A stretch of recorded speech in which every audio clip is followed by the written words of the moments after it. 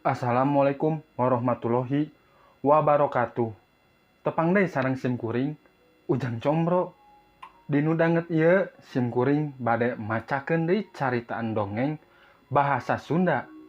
Pikeun anu janten judul dinu dongengan ieu nyaeta dongeng bahasa Sunda carita ngeunaan awewe jempe jeung lanceukna. Mangga atuh nya ka pamiarsa wilujeng ngadangukeun.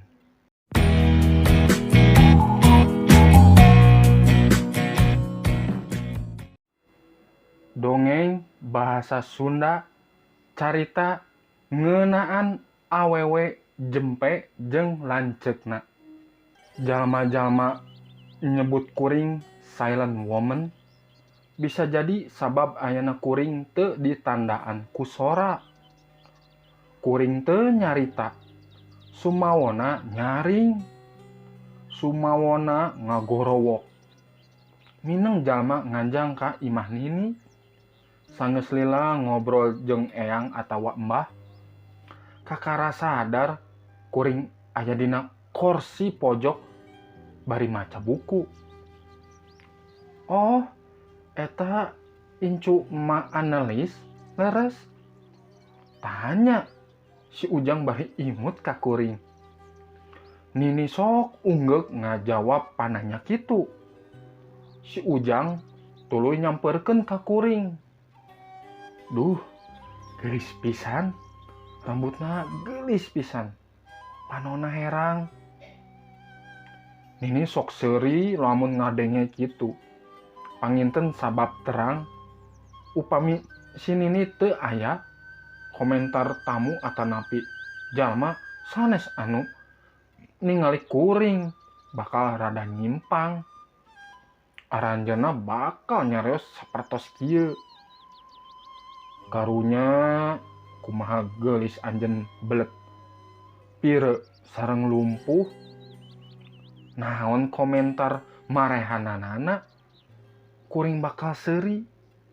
Sumuhun sabab kuring teu bisa ngobrol. Geus lila kuring latihan. Unggal rek nyarita atawa ngagorowok, kuring lieureun ku imut.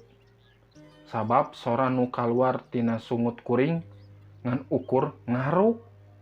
Jeung kuring teresep kana sora nu moan. Ceuk Nini, ti mimiti lahir kuring geus bisu, pire jeung lumpuh. Sanajan kitu, basa kuring lahir aya sora orok ceurik. Sora orok ceurik sangkanu ngadengekeun syukur. Tapi sora ceurik teu kaluar tina sungut kuring. Sora ceurik milik adina kembar kuring, ngaranna Inalis. Si Nini sok ngomong, ti urang duaan nu leuwih siga emak teh kuring. Inung teh wanoja geulis, buukna ipis, panonna herang, seuri siga kembang nu sok mekar. Jeung ibu oge awewe jempe, bisu, pire jeung lumpuh. Sanajan cacat mental awak indung meh normal, kulit zaitun katingalina sumringah sareng mulus. Ngondang jalma-jalma pikeun ngusapan. Indung bisa lempang sabudeureun. Bisa ngalakukeun naon manehna perlu sorangan. Mandi, ganti baju, nyandak dahareun tina meja makan. Ibu tiasa ngalakukeun. Tapi ngan sababaraha taun, kuring henteu terang nah ibu henteu sakola. Nini henteu kantos nyareos ka kuring. Hiji poe sanggeus ulin di teras tukangan imah, emak ceurik, manehna ngagerendeng tuluy jempe ku cimata nu ngucur mapai pipi montok. Tangis teu biasa. Sabab poe sanggeusna saminggu saterusna, ceurikna teu eureun-eureun. Nini jeung embah tangtu bingung. Tapi harita ibu poho karena cimatana inungna sibuk deui ka parigelan nyulam. Ka parigelan anu geus diajarkeun ku eyang ti budak leutik. Naon we anu disulam? Taplak meja, sarung bantal, baju, gantungan tembok. Naon we? Sawatara hasil sulaman emak dibagi-bagikeun ka baraya nu datang jeung tatangga. Tapi nini jeung embah teu eureun-eureun bingung kusabab sababaraha bulan ti harita ibu masih teu haid. Nalika dibawa ka dokter, ibu masih teu haid. Nalika dibawa ka dokter, indungna dinyatakeun hamil. Waktu eta indung kuring umurna 20 tahun. Dugi ka inalis sareng abdi lahir. Nini sareng embah teu terang saha bapa urang saleresna. Indung sok ceurik unggal ditanya. Indung kuring maot nalika ngababarkeun kuring sareng inalis. Cek jalma-jalma, kuring jeung inalis teh ibarat sirih anu dipotong dua.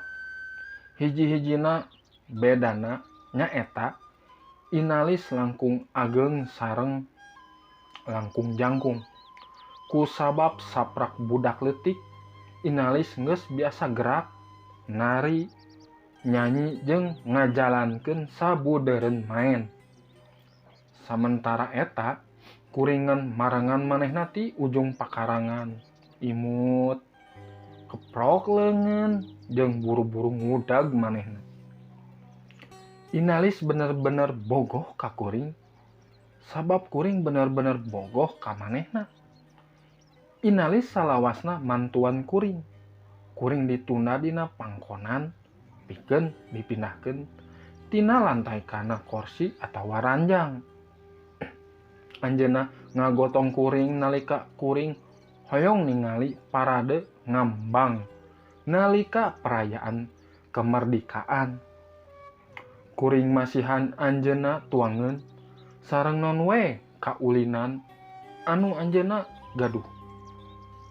Ngan inalis can pernah bisa ngontrol diwirna. Nalika anjeunna ambek, anjeunna bakal ngobrol lila, ngocok ngeunaan we anu henteu aya hubunganana sareng anu nyababkeun anjeunna ambek. Hiji poe kuring teu hayang ngajak manehna main. Saban poe kuring nyandak anjeunna dina pangkonan kuring. Kuring mawa anjeunna. Kuring masihan anjeunna naon anu kuring gaduh.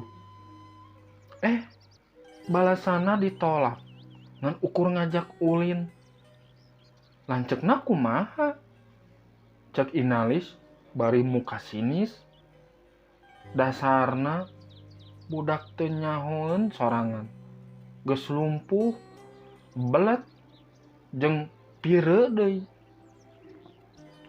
Inalis teu nyaho sirah kuring pusing, jadi teu bisa main. Antuk kuring reuwas, teu nyangka inalis ngucapkeun kalimah lada kitu. Kuring ceurik sedih, tapi inalis sabenerna kaciri bagja. Ngarasa sugema ningali cimata kuring ngamalir mapai pipi. Kunaon maneh ngomong? Ulah siga monyet. Nyaho diri anjeun.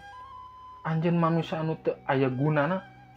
Cenah ngagebretkeun cimata kuring. Saprak harita kuring teu hayang bisa ngobrol kawas ceramah inalis. Hayang anu ti saprak emut sareng sadar yen kuring henteu tiasa nyeros sapertos kitu. Ngan eureun kawat cahaya panon poe katutupan ku mega jeung hujan. Kuring lajeng dipercanten seri leuwih salaku kecap. Anu tadina mah katelah si silent woman anu sok seuri. Hayu anjeun terang naon hartosna seuri awewe. Jempe waktos ieu. Aya nu nanya ka baturna, waktu ningali kuring nyulam di teras imah. Dina waktos eta maghrib murag sareng panon poe janten oranye koneng. Mungkin reueus tiasa ngadamel sulaman, jawab baturna. Henteu, pasti anjeunna bagja nalika sadar yen anjeunna henteu tiasa nyarios. Bisa bagja sabab bisu? Leres, sabab anjeunna terang. Nyarios seueur sering ngerenkeun jalma seuri. Ngadenge obrolan siga kitu, seuri dina biwir kuring beuki gede. Saatos urang dewasa, kecap-kecap sapertos kutukan pikeun inalis. Anjeunna bager pisan kasadayana. Tapi sakali aya sengketa, sungutna kawas bedil anu moal eureun sameme hal badag kajadian zaman baheula. Basa inalis keur SMP, cek sobatna teh pelit, bodoh, goblok, kurang ajar, mucekil, awon, pecundang. Saha anu nyaho naon deui we sagala disebatkeun. Ngan pikeun henteu masian anjeunna pinjaman buku. Tangtu baturna ambek. Anjeunna megatkeun silaturahimna. Abdi henteu sakola nyalira, nini ngajak guruna ka imah. Kuring diajar maca, ngitung, sareng ngagambar. Abdi resep pisan maca. Abdi tiasa diajar seueur hal tina maca. Nalika tutor kuring kedah neraskeun kuliah di luar negeri, kuring henteu hoyong deui diajar. Abdi henteu hoyong guru enggal. Sajabati eta, ayeuna geus bisa maca, kuring bisa diajar sorangan. Saparantos lulus kuliah, damel inalis nikah sareng pisah ti bumina, sareng eyang. Manehna oge ngajak kuring cicing di imah inalis. Salakina eta bager pikeun ngantep kuring datang ka hirup kalawan aranjeunna. Geus 5 tahun kawin tapi can boga budak. Sakali mangsa inalis jeung salakina kungsi ragrag kaluar. Sapertos saat teu acana, sungut inalis sapertos bedil anu teu eureun-eureun nembak. Anjeun lalaki mandul, miskin, eleh, bodoh, puguh, pangangguran, jeung kuring teu apal naon deui cek inalis. Salakina tuluy indit. Sababaraha poe sanggeus na surat cerai anjog ti pangadilan. Sabulan ti harita, inalis pasiajeng tatanggana. Sataun saterusna inalis dijauhan ku sadaya tatanggana. Kahirupan inalis sapertos isolasi. Hirup nyorangan di tengah riungan. Nalika kuring nepungan tatanggana salam jeung imut. Tapi nalika aranjeunna ningali inalis, aranjeunna sapertos henteu kenal. Sakali mangsa inalis ceurik. Juru biwirna robek jeung getihan. Tadina mah ngan ukur aya nu ngaliwat teu ngahapunten. Sungut inalis lajeng jadi pakarang deui. Ngelapaskeun hiji kosakata anu teu enak di danguna. Unggal aya anu ngaliwat. Sungut inalis nembak sajuta kecap. Jalma mimiti bingung. Tapi nalika anjeunna sadar yen kecap sumpah sareng ejekan diarahkeun deui ka anjeunna, lalaki eta pencet inalis. Inalis nangkep kuring. Anjeun terang, tos lami ti urang alit, abdi hoyong sapertos anjeun, pokna bari ceurik. Kuring hayang jadi bisu kawas anjeun. Kuring tangtu imut bari ngusapan buukna. Baheula kahayang inalis jadi bisu jadi kanyataan. Anjeunna teu tiasa ngajerit. Nembak jalma ku kecap-kecapna anu seukeut. Bahkan anjeunna henteu tiasa moo. Kuring nangkep deui manehna. Nyarios. Nyarios seperti biasa.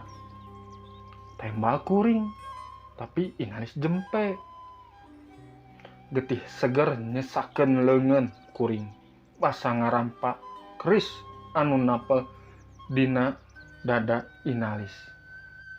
Tah sakitunya pamirsa dongeng ti sim kuring ujang combro anu ngeunaan carita awewe jempe jeung lanceukna pikeun anu tiasa di candak kesan-kesan tinu dongengan ieu nyata ulah ningali kasempurnaan teh tinu hal fisik. Salaresna mah dinu caritan ieu teh aya dua sosoknya Rai Raka nya duanana istri nu hijina mah dilahirkeun nya apunten kagaduhan tinu non teh indra nya indra pengecapan sareng indra pengecapan tungtungna sareng sabagian awakna teh rada teu sae kitu awonna teh lumpuh teu tiasa ngecapkeun tapi hatena mah alhamdulillah bersih sae ngan mun janten rahina nya kalayan kitu di pasien fisik anu sampurna ngadonnya ngarugelkeun diri sorangan sareng sanu sanesna pikeun ka dewasana dugi ka berumah tangga kitu. Jantennya geningan panilaian manusia mah kesempurnaan itu sanes tinu hal fisik tapi non fisik terutama dinu hatena sareng pola pikirna eta kitu pamirsanya. Jadi aya panilaian tertentu lah kanu urang-urang uninga ningali jati diri ongkoh kanu sanesna ongkoh. Nyapikeun lah ieu dinu dongen aya tiasa dicanak positifna tapi anu negatifna mah nya pisahkeun gitu. Jadikeun pelajaran, jadikeun hikmah di balik carita dongeng ieu kitu pamarsanya. Mangga atuh nya dilajeng deui dinu danget anu sanesna. Hatur nuhun atos support sim kuring dugi ka ayeuna. Mugi we sukses gitu sasarengan.